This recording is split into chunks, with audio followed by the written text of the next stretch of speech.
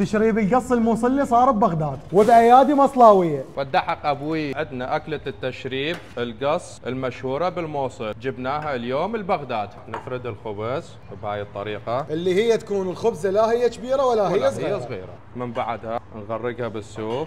سر الحكي كله بيه. نضيف لها البصل، اللي النوم بصره، الفليفله. بعد مرحله التشريب والثريد مرحله اللحم العراقي الخالص. هاي الخبزه المقزبه حدا موضوع ثاني. ونمطرها بالليه. يعني هسه هذا ماعون القص كمل بهيج طريقه؟ لا، بقى نقفل الماعون القص بالطماطه. هذا تشريب القص. هسه اريدك تسوي لي الماعون الساده. يصير به الخبزه واللحم والليه. اخير شيء نكحلها بالدهن الليه. اليوم راح الدايت يومكم. اكو يمنا الدايت طبعا استاذ. نبدي اول شيء السوب مال تشريب القص.